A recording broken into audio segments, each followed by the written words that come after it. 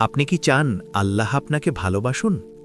যদি আল্লাহ ভালোবাসেন তাহলে আপনার জীবন বদলে যাবে, আপনার দোয়া কবুল হবে, আপনার গুনাহ মাফ হবে, আপনার জন্য আখেরাত সহজ হবে। আজকের হাদিসটা এই পথটাই দেখায়। আজকে আমরা জানব সহিহ বুখারীর ২২ নম্বর হাদিস সম্পর্কে।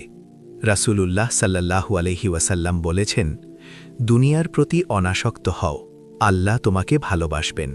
আর মানুষের কাছে যা আছে তার প্রতি লোভ করো না, মানুষও তোমাকে ভালোবাসবে। সহিহ বুখারী হাদিস ২২। এই হাদিসের অর্থ এটা না দুনিয়া ছেড়ে পাহাড়ে চলে যেতে হবে, না, ইসলাম সেটা বলে না। দুনিয়ার প্রতি অনাসক্ত হওয়া মানে দুনিয়া যেন আপনার হৃদয় নিয়ন্ত্রণ না করে। আপনি টাকা কামাবেন, হালাল রিজিক খুঁজবেন, পরিবার চালাবেন, এটাই ইসলামেই আছে। কিন্তু সমস্যা হয় তখনই যখন দুনিয়া হয়ে যায় লক্ষ্য, আর আখেরাত হয়ে যায় ভুলে যাওয়া বিষয়।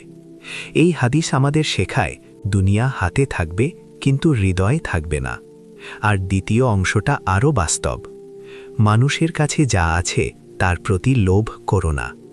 অর্থাৎ কারো সম্পদ, স্ট্যাটাস, সুযোগ এসবের দিকে তাকিয়ে হিংসা করা, চাপ সৃষ্টি করা, অতিরিক্ত আশা করা, এগুলো বন্ধ করো।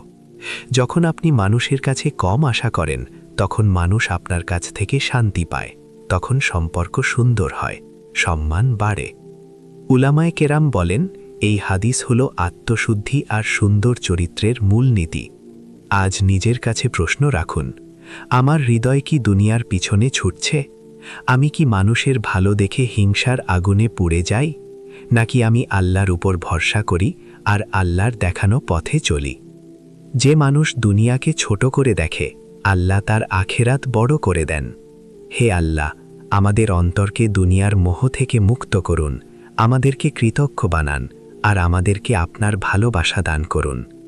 এই কথাগুলো শেয়ার করুন, কারণ হয়তো আজ কারো অন্তর শান্ত হবে, কারো হিংসা কমবে, কারো জীবন বদলাবে।